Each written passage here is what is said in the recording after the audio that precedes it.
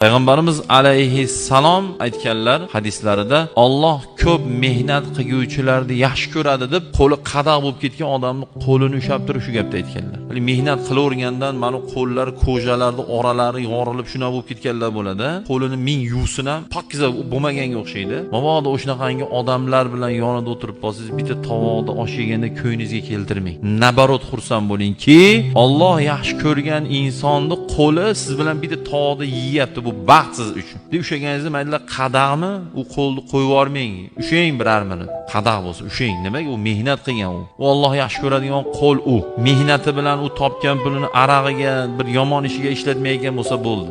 Alloh yaxshi ko'radi. Alloh yaxshi ko'rish uchun men ko'p aytaman sizlarga. Domla, qora aka, hoji aka bo'lish shart emas. Alloh yaxshi ko'radigan inson bo'lish uchun yaxshi odam bo'ling, bo'ldi, tamom. Siz kimsiz? Ijtimoiy kelib chiqishingiz nima? Uyingizda sharoitingiz nima?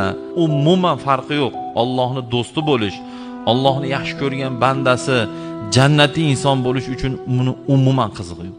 Biz Alloh qilma degan, shariat qaytargan narsalardan uzoqda, Alloh qil degan narsalarda yaqinda yursak, inshaalloh Alloh bizni yaxshi ko'rgan banda bo'lamiz, Xudo xolasa.